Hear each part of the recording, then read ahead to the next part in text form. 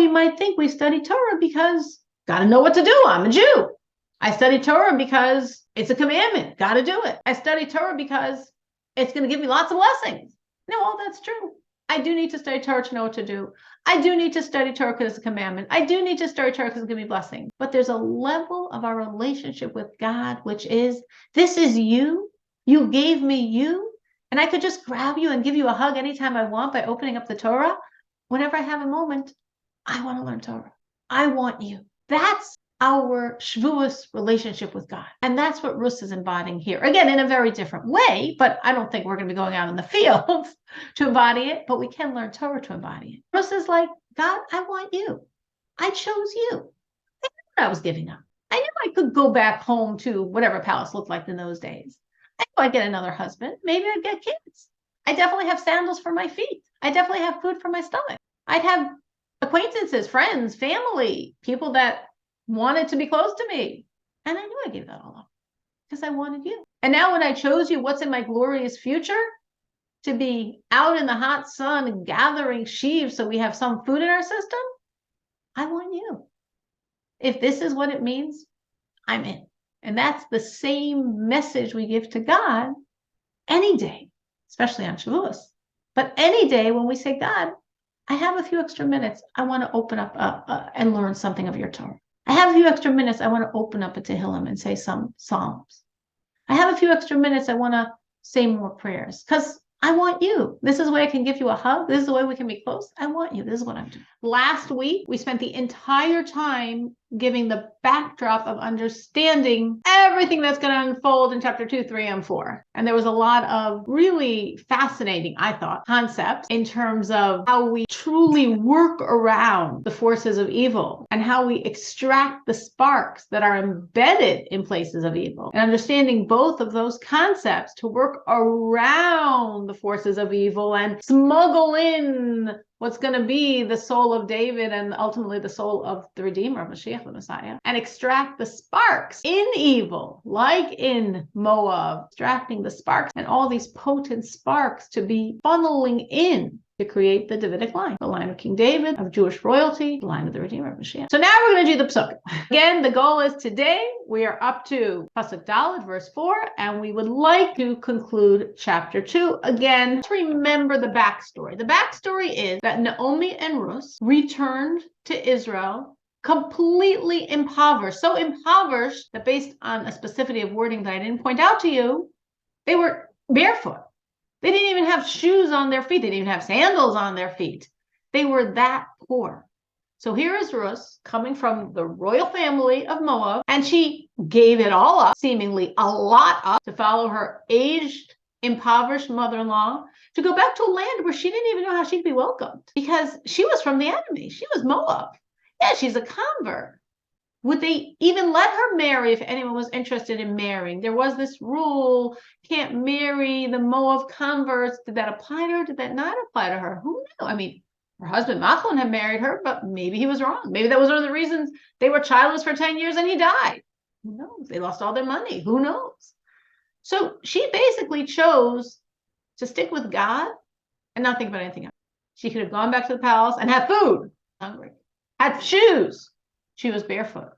Had a husband. She's 40. She's got a life ahead of her.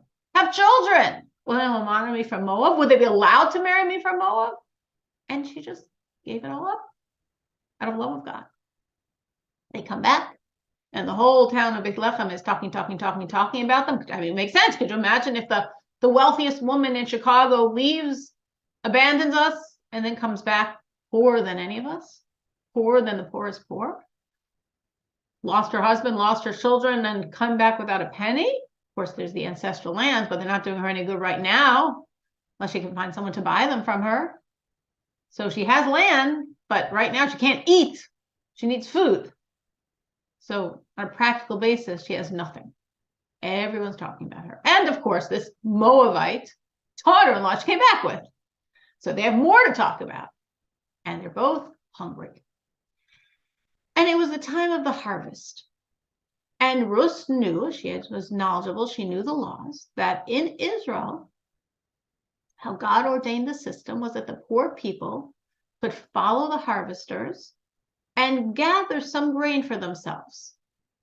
There was corners of the field that were left for the poor. If they forgot sheaves, the poor could gather them. If they dropped certain sheaves, 2 and not more, the poor could gather them. I mean, I don't know if you call it begging. They're not asking for anyone. This is what they're allowed to take, but it's, it's obviously degrading work. She's a princess, was married to a very wealthy man, but right now they're both very hungry. And she says, I'm going. Naomi, it'd be even worse for you. You're older, and you know these people. You'd be even more embarrassed than me. I don't know. I'm just in general embarrassed. I don't know anyone specifically. And I'm younger. Again, she wasn't an 18-year-old. She was 40. 40 was a lot younger than Naomi. So I'm going. So Naomi says, okay, I mean, it makes sense. Naomi stayed home, and Ruth went to gather and hopefully bring back food for both of them. That at least during the time of the harvest, they would have what to eat. And then hopefully, now the harvest was going to last for 3 months. It's not like, a 2-day job. They were harvesting the barley, and then after the barley, the wheat comes to bloom, and they harvest the wheat.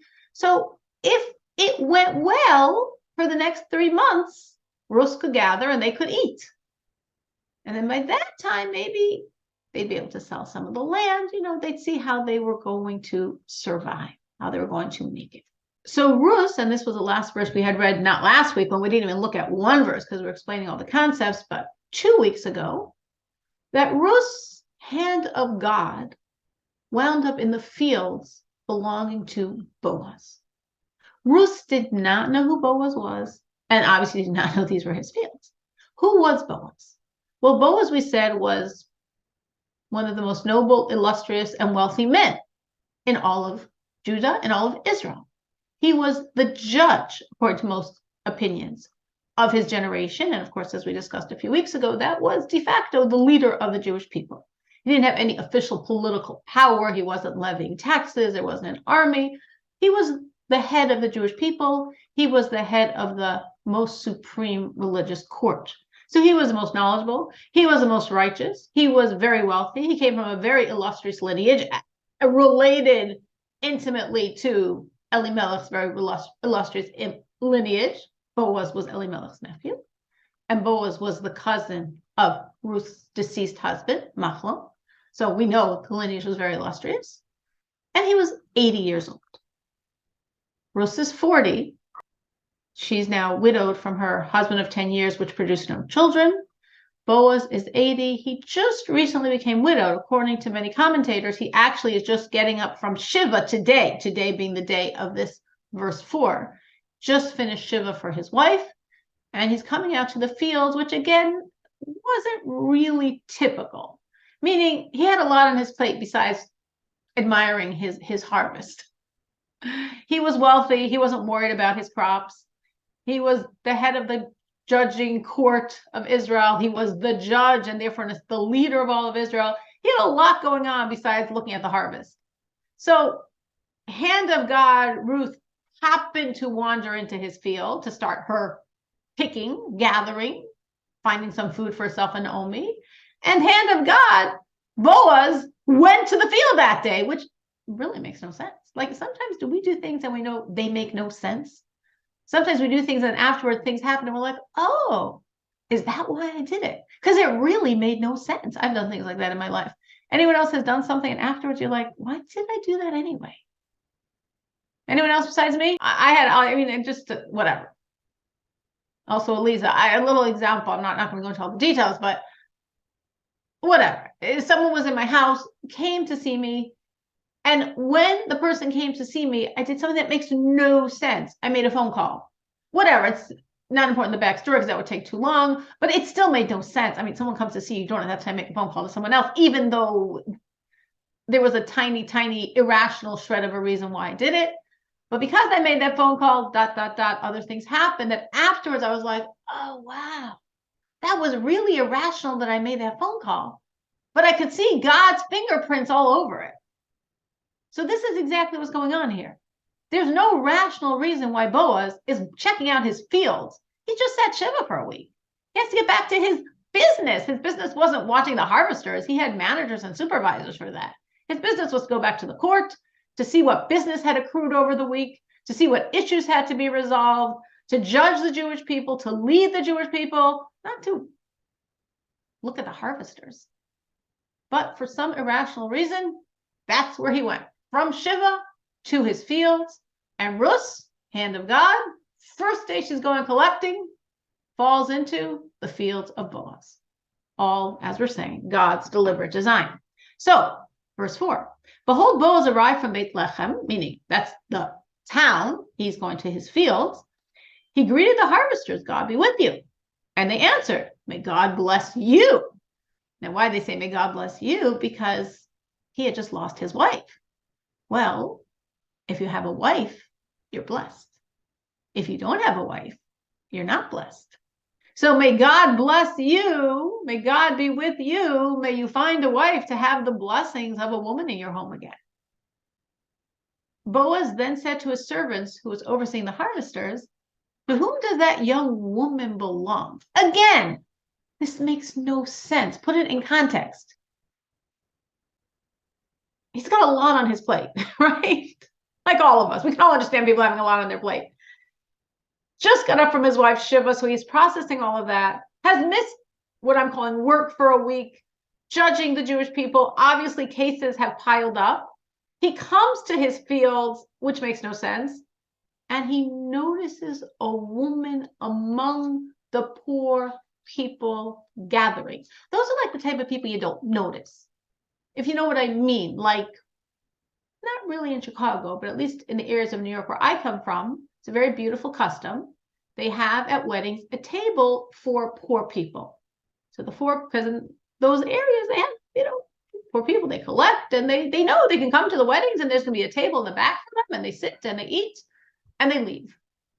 And for most people, they're sort of invisible. If you see them, you understand they came to eat and that's beautiful. And of course you want to, do something beautiful like that at your wedding and it's generous and it's wonderful and they're invisible. So here we have Boaz, for some irrational reason, coming to see the harvest, to speak to his supervisor, who's supervising, managing the harvest. And obviously she wasn't the only poor person, and she wasn't the only woman. And he knew before he asked about the harvest, whatever he came to ask about, how the quality of the crops, what's the anticipated, amount, whatever he was going to ask about, he says, who's that one poor person among all these poor people that are gathering? Now, makes no sense. Hand of God, and obviously propelling along God's plot. What on any level made him notice her? So the different commentators explain that there were things that made her noteworthy. Some say because she wasn't doing what everyone else did, which was most people were in the corners. I said, one of the things God does for the poor is the corners of the fields. Nobody can touch but them. So that's the most lucrative place to gather your stuff. She, for whatever reason, did not go there. Maybe she didn't want to just be among all the other poor. So she was actually doing something that was more work and less profit, which was gathering the fallen sheaves. And you don't usually get that much at a time. And it was a lot of work. And that's what she was doing. Maybe that's why he noticed her. Others said, no, he noticed her because she was keeping halacha. Because according to Jewish law, for example, if there are 3 sheaves, you can't gather them. Then they belong to the owner. But if there are 2 sheaves that were forgotten, that were dropped, that were lost, then you can. And he sees she's picking up 1, she's picking up 2, and she's not picking up 3. That's weird. She knows Jewish law. These people generally didn't. The poor people are also ignorant. How they ever had the luxury and the time and the money to learn? So who's this woman that actually knows law? And he never saw that before. That's why he noticed it. Others say what caught his eye is that she wasn't catching people's eyes, that she was unusually modest in an area where the women that were there weren't. Again, maybe the generation was a little lax. We can relate to that. Or maybe this population area of occupation, but I mean, they're in the field. So the women are picking up their skirts, the women are rolling up their sleeves, the women are talking to the men. The women are doing a lot of things, which, happen sometimes. And she didn't do any of that. She keeps her skirt down. She keeps her sleeves down. She crouches down, not to bend down that any skin should be exposed. She crouches down. She lifts herself up. She She does all these things to stay modest in an area where doesn't happen. Not jesting with them and like, what's going on? She's different. Who is she? Again, all of this aside, it still made no sense that he noticed her. He had a lot of other things on his mind. And what in the world was he looking and noticing who at these invisible people? But these are some of the answers the sages give on what did he see even that was, so to speak, notice. But what we see from this, of course, is hand of God. Hand of God, that's the field she went to. Hand of God, that he was in his field. And hand of God, that he noticed her. And not only noticed, but he actually asked. That he asked the supervisor, who is this person? Which then made him aware, because he truly had no clue who she was. Because, of course, who she was very significant, because she was actually a relative. Again, this was not a big family. Ruth was married to Machlon, who's gone. The only living male relatives Machlon has at this moment are an uncle, Tuv, and a cousin, Boaz. So, oh, that's who she is. There is a relationship here. There is an obligation here. So, what did the supervisor say? Well, his words could be pretty ambiguous because some people really interpret them as positive and some people really interpret them as negative. I'll read the words, I'll give both interpretations, and you could decide what the guy really meant. So again, Boaz says, who's that young girl there? Again, she was 40, but she looked younger. So this is what the supervisor said to him. She's a Moabite girl, the servant who was overseeing the harvesters replied, the one that returned with Naomi from the fields of Moab. So was he being nice about Ruth, or was he being nasty? So some commentators saying he was being nasty, and some say he was being nice. I repeat the words again. I'm going to give you both commentators different. I mean, I'm gathering together, but the different ways of looking at it so you could sort of process how it makes sense to you. She's a Moabite girl, the one that returned with Naomi from the fields of Moab. So according to some, this servant was basically telling Boaz, what are you interested in this woman for? She's a Moabite. I mean, Moabites are not nice people.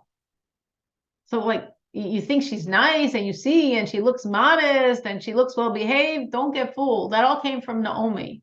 Her mother-in-law trained her well. She's a Moabite. By nature, she's a nasty person. And anyway, she's a girl. You're looking at a woman and you're thinking, because you just lost your wife, you're 80. She's a girl. Now, again, she wasn't a girl. She was 40. But she looked young. She's a girl. What are you looking at this girl for? It doesn't make sense. And anyway, she's bad luck. She just buried her husband. She doesn't have any kids. She's completely destitute. Obviously, there's something wrong about her if all these bad things are happening to her. Definitely not someone you want to have anything to do with. Anyway, again, bottom line, she's a Moabite. She's a convert. How sincere do you think a Moabite convert is? And if you're looking for a woman, there's a lot of nice Jewish women that will be interested. What are you thinking about this woman for, this girl for? That's how quite a number of commentators explain his words. Others, looking at the same words, again, these are the words, she's a Moabite girl, the one that returned with Naomi from the fields of Moab, say, no, he was actually saying what a wonderful person she was. He's saying, first of all, she's the one that came back with Naomi. She looks like a foreigner. Yeah, she doesn't look like the rest of us. She's the one that came back from Naomi. She's a convert. That's why she's here. That's why she's gleaning. She's a Jew. And she's young. Hey, you know what? She's young. She could still have children. She could get married. Maybe this is a good person to look at.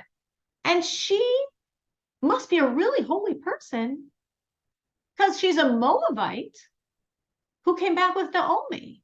Remember that story of this Moabite princess that gave it all up to come back with Naomi, who has not a penny to her name?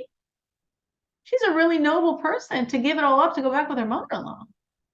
And she didn't even know when she came back if she'd ever be able to get married again. Because again, it was very murky and we haven't really discussed it yet. We'll deal with that next week. Can you or can you not marry a convert of Moab. Meaning, it might sound strange to you, the question, well, once you convert, you're Jewish like everyone else, right? Most of the time. Not completely, not always. And in the Torah, it writes about certain nations, and of course, we have no clue today if anybody is from those nations. So those rules, not that we don't keep the rules, we just don't know anyone from those nations. So therefore, we're not used to applying the rules. But from Egypt, from Moab, from Ammon, even after a kosher conversion, there were laws stipulating and regulating them marrying regular Jews. So that means they have to not be married? No. Those people could marry other converts, but they could not marry a Jew. Probably they would also be able to marry a mamzer. I don't know for sure, because again, it's not relevant to us today for me to know the laws. But I do know that mamzerim, if anyone is a mamzer, who can a mamzer marry? And that is a question that could come up today. Well, another mamzer or any convert. I don't know if the mamzer could directly marry a convert from Moab or Ammon or Egypt, but definitely they could marry other converts. So they could have married, not a regular Jew. So who knows? Look how pure and noble this girl is, because she didn't even know she'd be able to get married. And yet she chose God anyway. So just interesting how you can look at these same words. She's a Moabite girl, the one that returned with Naomi from the fields of Moab, and either he was really bashing her or perhaps really praising her. And she has said, now the supervisors could giving over to Boaz the conversation he had with Ruth.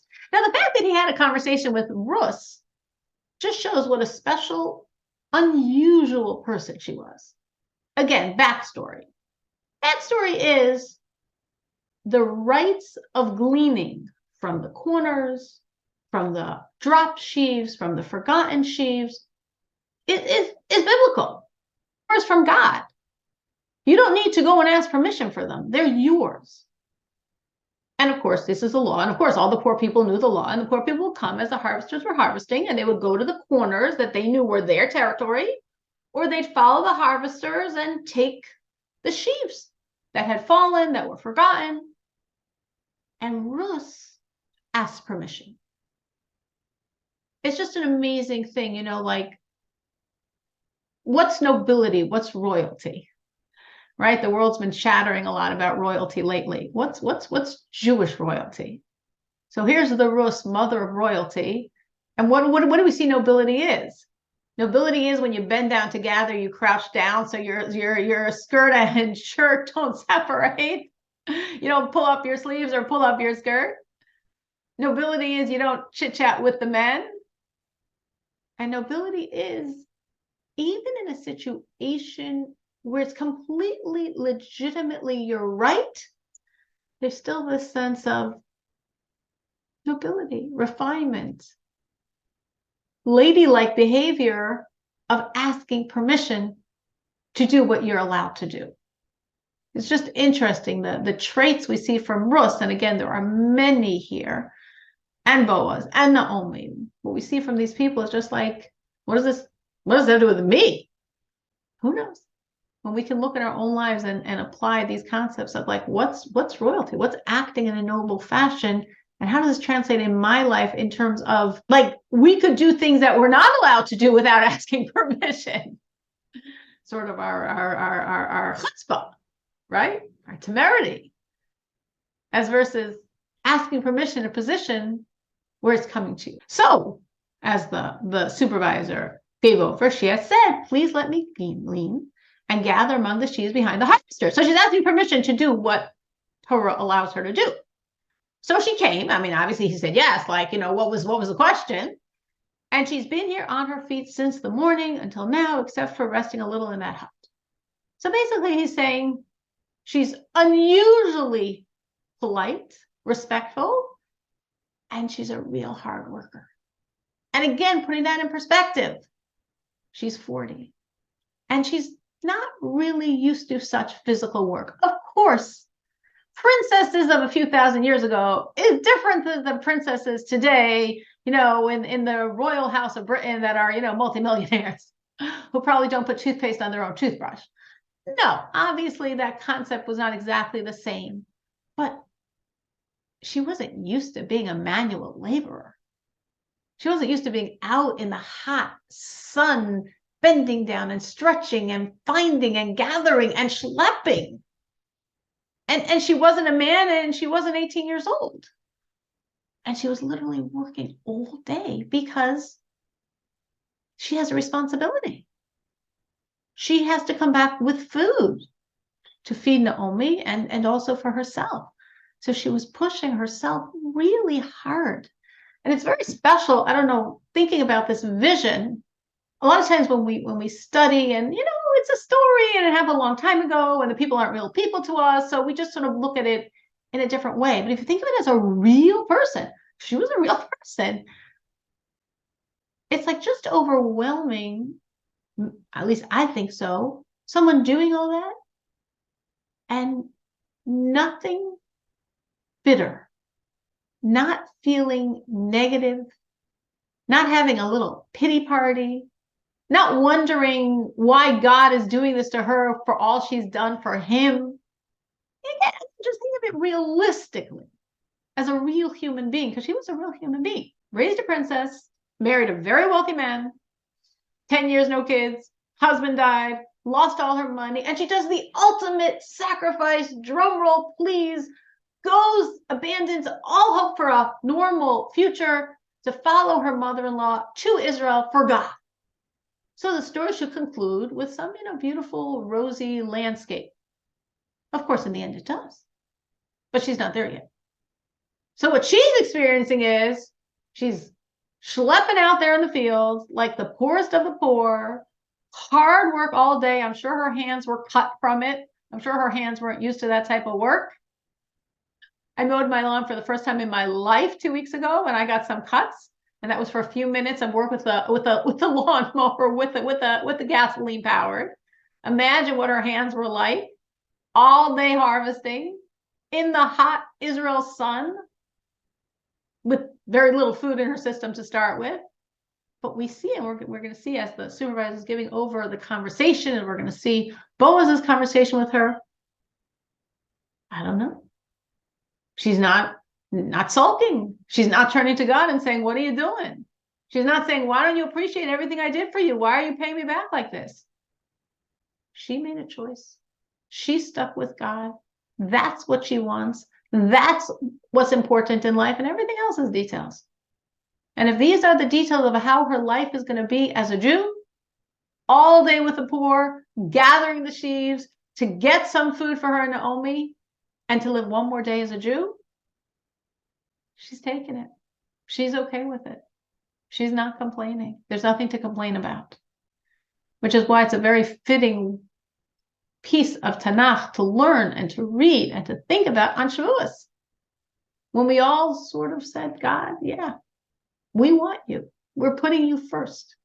Shavuos is a time when we are supposed to, not big surprise, study Torah. We're told that just as on Yom Kippur, for the entire almost 26 some hours of Yom Kippur, our evil inclination is not operative.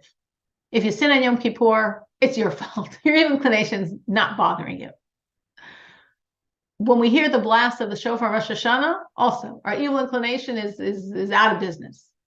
Can you sin during those shofar blasts? Of course, you could. You could be jealous about someone. You could be angry at someone. You could be thinking petty, nasty, vengeful thoughts. It's all you. Your evil inclination is not pushing you at all. And similarly on Shavuos, for the entire 48 plus hours of Shavuos, the evil inclination that angel hired to really challenge us is not challenging us vis-a-vis Torah study. Maybe other things. For sure. Why not? But not Torah study. If we don't study Torah and Shavuos, it's entirely our fault. Our evil inclination isn't trying. Because that's what Shavuos is about. Why are we supposed to be studying Torah then? Because it's a sense of like God saying, I want you. You're my people. I'm getting married to you. Shavuos is the marriage between the Jewish people and God.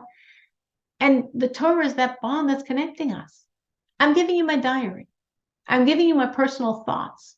I'm giving you my will, my wisdom. Here, And we say, oh, I'm going to put it on a shelf. I hope it doesn't collect too much dust there. Hashem's giving us his very self, and we might not take the time to open it up and look. Or we might think we study Torah because got to know what to do. I'm a Jew. I study Torah because it's a commandment. Got to do it. I study Torah because it's going to give me lots of blessings. No, all that's true. I do need to study Torah to know what to do. I do need to study Torah because it's a commandment. I do need to study Torah because it's going to be blessing. But there's a level of our relationship with God, which is, this is you. You gave me you. And I could just grab you and give you a hug anytime I want by opening up the Torah. Whenever I have a moment, I want to learn Torah. I want you. That's our Shavuos relationship with God. And that's what Ruth is embodying here. Again, in a very different way, but I don't think we're going to be going out in the fields to embody it, but we can learn Torah to embody it. Ruth is like, God, I want you. I chose you. I knew what I was giving up. I knew I could go back home to whatever palace looked like in those days. I knew I'd get another husband. Maybe I'd get kids. I definitely have sandals for my feet. I definitely have food for my stomach. I'd have acquaintances, friends, family, people that wanted to be close to me. And I knew I gave that all up because I wanted you. And now when I chose you, what's in my glorious future? To be out in the hot sun gathering sheaves so we have some food in our system? I want you. If this is what it means, I'm in. And that's the same message we give to God any day, especially on Shavuos. But any day when we say, God, I have a few extra minutes. I want to open up and learn something of your Torah. I have a few extra minutes. I want to open up a Tehillim and say some Psalms.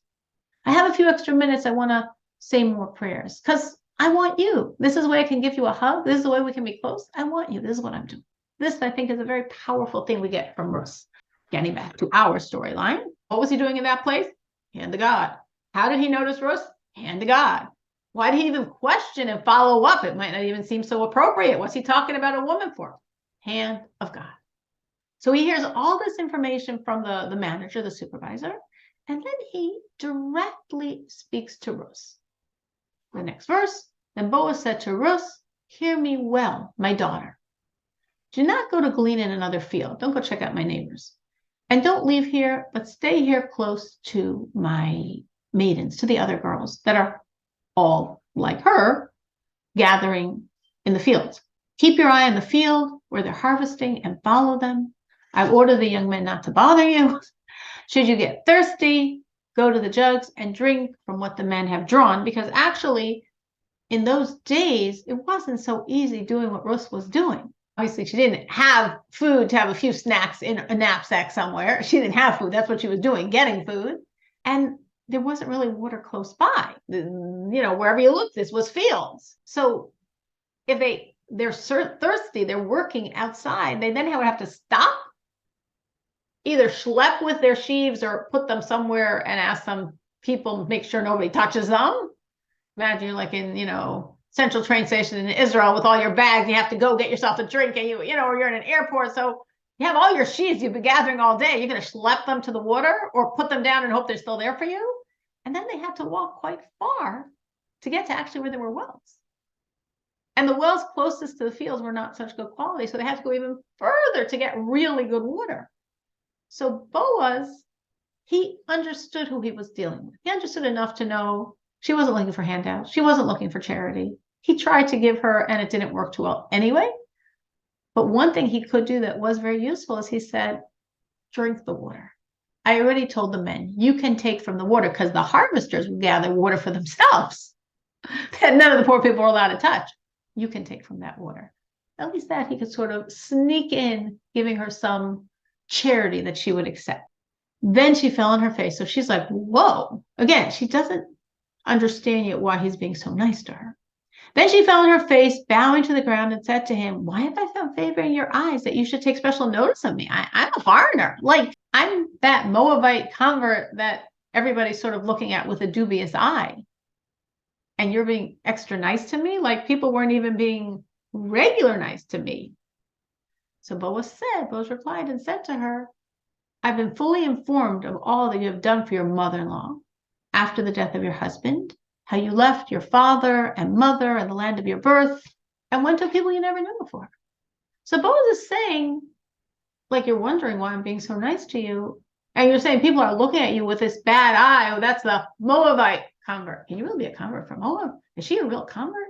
Yeah, no, she's a Moabite. Well, she's a Moabite convert. She's still a Moabite. Like that's what people were saying. And she knew it and it was true. And Boaz says, no, I'm looking at it completely differently. Now, obviously, in this work, there are many, many things we learn, allegorical lessons, moral lessons, and practical law. And something definitely we see from Boaz's conduct, and there's many details here that I'm not focusing on, that bring out this point of how we're supposed to treat the convert. And we could globalize it to other people in unfortunate situations. But definitely a convert, there's laws. How we have to be especially nice to a convert.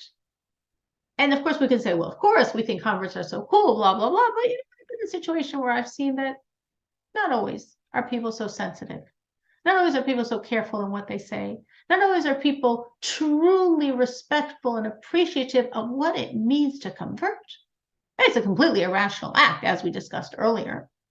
And it means, for most people, giving up everything, embracing a totally foreign, nothing like any people you grew up with culture. And it's a tremendous sacrifice for God. And therefore, we have the obligation to be especially nice and sensitive and kind and considerate to a convert. And of course, we have that obligation to be especially nice and sensitive and kind and considerate to anybody in a hard situation. So here's Boaz is trying, and again, we're going to see, we will or won't discuss the details of how he sort of tries to give her more charity than she's willing to take, because that is how we're supposed to treat a convert and a person in a hard situation. So she says, I know what you've done. First of all, he's telling her, you must be an amazing person because you're so good to your mother-in-law. Let's face it, most people are not. You think that's a modern 21st century situation. No, it goes all the way back to Ruth and Boaz. The commentators say this about going on right here. Boaz is like, wow, she's special. She's good to her mother-in-law. And not only that, doesn't even have to view her as her mother-in-law anymore. Her husband passed away. She doesn't have any children that are this lady's grandkids. And she's still good to her. Wow, she's a really special person. So Boaz is saying, for virtue of how well you're treating your mother-in-law, you deserve everything I'm giving you and more. Which is an interesting lesson to think about. And the fact that you join the Jewish people.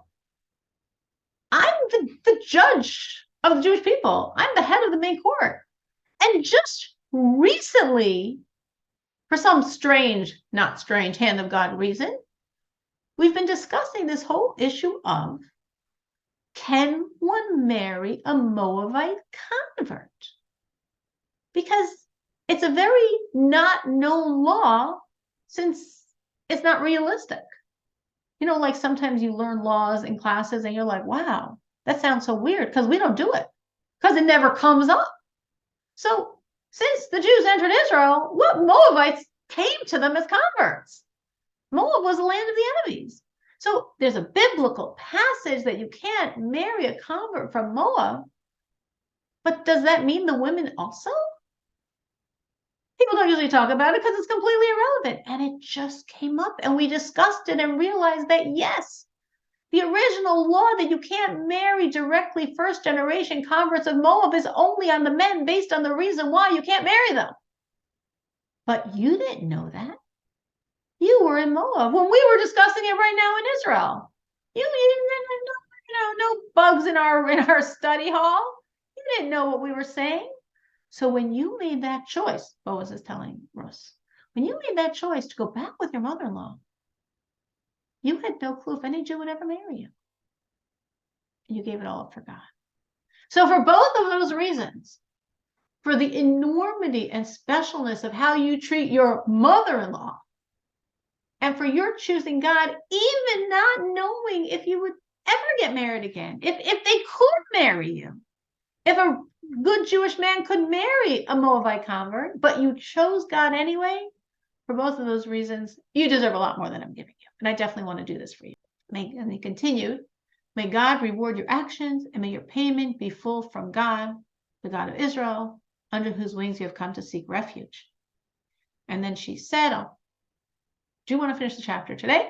May I continue to find favor in your eyes, my Lord, because you've comforted me, because you've spoken to the heart of your maidservant, though I'm not even as worthy as one of your maidservants. So here she is, and he's saying, you are amazing. And she's like, you really don't know me. I'm not so amazing. I'm not even as worthy as any of these other poor women gathering here in the fields. He's like, no, you are. At mealtime, Boaz said to her, so this is going on. And Boaz, again, completely irrationally, is hanging out all that day in the field. Now, for the next 3 months when she was gathering there, it doesn't seem he was there. But this day he was there. At mealtime, Boaz said to her, come over here and eat of the bread, dip your morsel in the vinegar. So she sat him behind the harvesters. He handed her parched grain. She ate. She was satisfied. She even had some left over. Now, he didn't give her steak. He gave her grain. Actually, the sages say if he had known that God would record this in Tanakh, he might have given her something else. But I guess this was what lunch was in those days when you're out there in the field. So here he is, again, doing something small, but something to her very meaningful. She was hungry. She didn't have food, and she didn't have a good breakfast before she went to work that day. She was coming on an empty stomach. She was going to work all day and then go back home and then try to get some food out of all of these sheaves of barley. So whatever that food was, it was food, and she was grateful. Then she got up to glean, and Boaz ordered his men, saying, let her glean even among the sheep. You don't have to just follow the law, because according to the law, she's not supposed to be among the harvesters. She's supposed to be behind them and just taking what they forgot, what they dropped. Don't embarrass her. And even deliberately pull out some for her from the heaps and leave them for her to glean. Don't rebuke her. So what Boaz is saying, and this is again also a very interesting lesson that I think we could really think about in our own reality. Boaz is saying, you know what? This woman's really special. She also happens to be the widow of my cousin. And I would like to help her out. But I can't just give her a handout, because here I invited her for my meal, which was sort of imply I'm willing to support you. And she went back to gather in the fields. So she's not going to take a handout from me. But let's try to create a situation that we can give her things.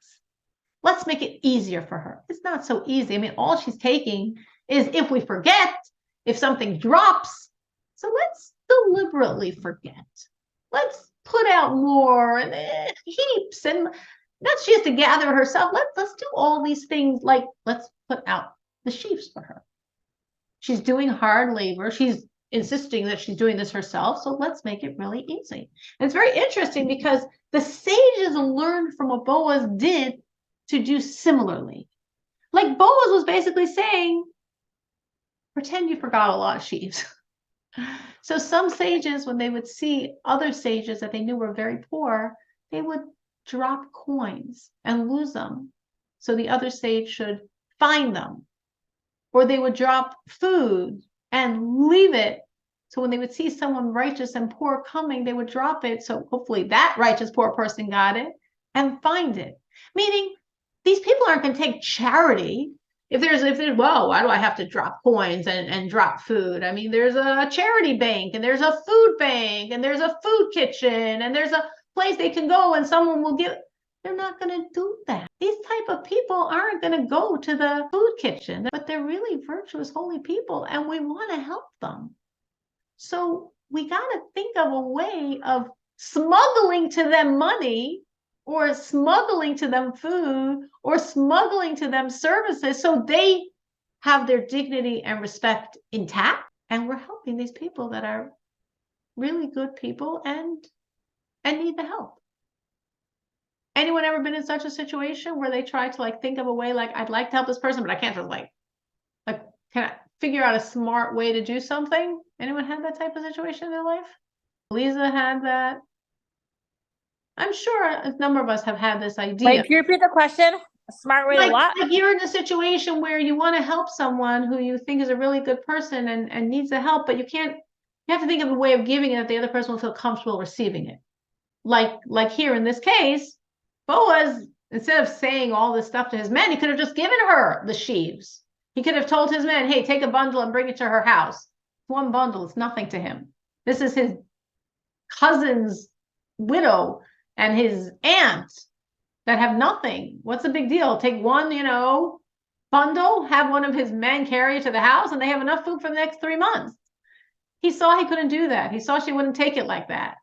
So he has to say all these things. So in some honorable, respectable way that she feels she's maintaining her sense of self, he's still giving her in the best way possible.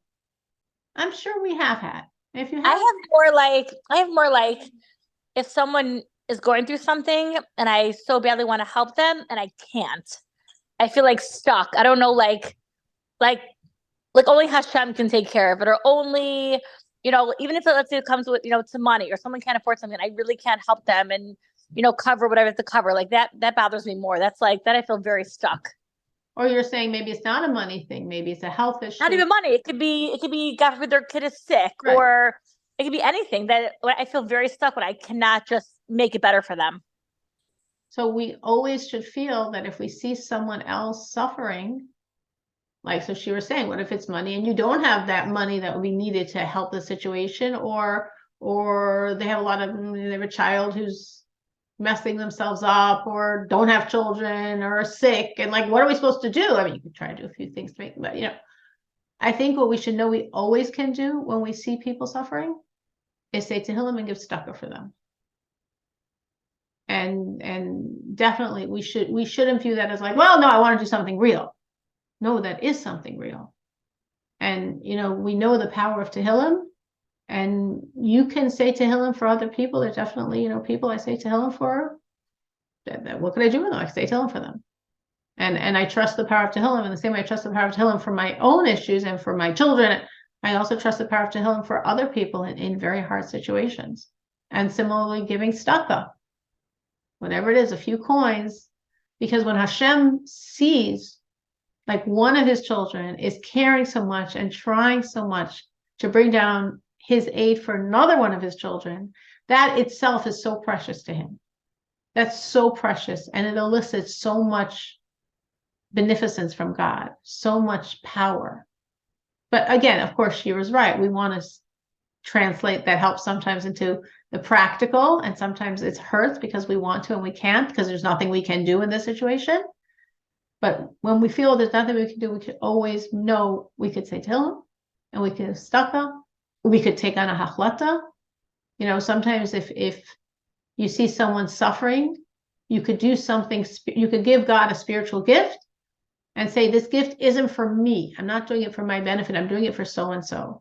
So-and-so is having a hard situation with her children. So-and-so is having a hard situation with her health, or with her this, or with her that. I'm taking on this extra hidur, this beautification of this commandment. I'm being more careful in this commandment. I'm giving you more for that other person.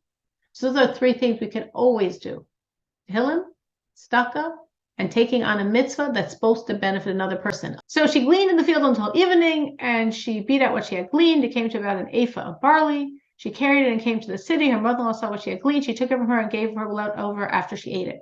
So a few things that we just see here. Maybe, I'm just going to won't read every word, but I'm going to sort of overview it. So we will finish the chapter, but we're not going to read every word because we've got more words than we have time for now. So one thing we see here, so here was Boaz trying to sneak her charity, and the sages followed in suit and try to sneak people charity.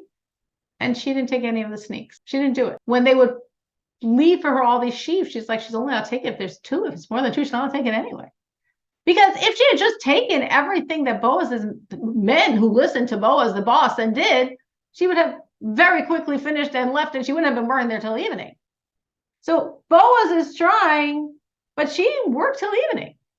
She didn't take the charity he was trying to give her in this dignified way, but God was with her, and she still got an enormous amount. The sages say she got an ephah. If you work out the calculations with the amount of food they say you can eat from this, basically in that one day's work, she got enough food. And it's not luxury food here. We're talking about barley, but it was food. It would fill her. They wouldn't be hungry. She got enough food for her and Naomi to eat for the next 5 days. So he's trying to give her the charity. He's doing his end, and she's, so to speak, doing her end and not taking it, not wanting to take it, just wanting to earn from her own honest labor. And God helped. And she came out with an enormous amount, and there's a lot of details here we're not going to do. But basically, she goes back And she beats it out there because there's no way she can carry all this barley back to Naomi. So she gets all the grains out, which means she's coming home even later, exhausted, worked all day, physical labor, which she's totally unused to. And Naomi's like, wow, how in the world did you get all this food? Where did you glean today? Her mother-in-law asked. Oh, sorry, I'm not going to read the verse. That would take too long. Basically, she said, what in the world happened? How in the world in one day's work did you come back with food for us to eat for 5 days? And she said, oh, I was in the field of someone named Boaz. He worked out. So Ruth is speaking like we say in an innocent way. She didn't know Boaz was. Naomi knew. So right away, Naomi, good Jewish mother that she was, as we see, she's looking at this as her daughter, not her daughter-in-law. Right away, Naomi's head starts clicking. Boaz. Boaz is a relative that potentially could marry Ruth. Because again, Ruth and Machlon had no children. Perhaps, maybe, Boaz is noticing her. Perhaps, maybe, Boaz is thinking of marrying her. So Naomi says to Ruth, that's interesting. I thought this was very interesting. So the verse says, Naomi says to Ruth, her daughter-in-law, and then the words she says are, blessed are you, my daughter. That was really, you just saw Naomi, Ruth viewed Naomi and Naomi viewed Ruth like the ultimate mother-in-law, daughter-in-law, like a mother and like a daughter. And Naomi's right away thinking, wow, this is amazing. This is Boaz. Boaz noticed you. Boaz obviously was being nice to you. Maybe Boaz is going to think to marry you. Which again, this would be very significant on 2 levels. One, that Ruth would get an amazing husband.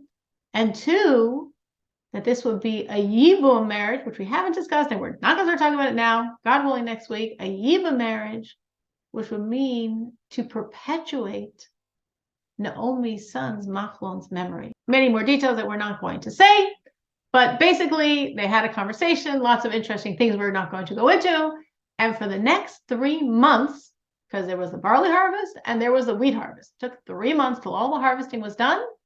Ruth, according to some interpretations, literally lived with the other women that were harvesting there, or every night came back to Naomi, but was there all day.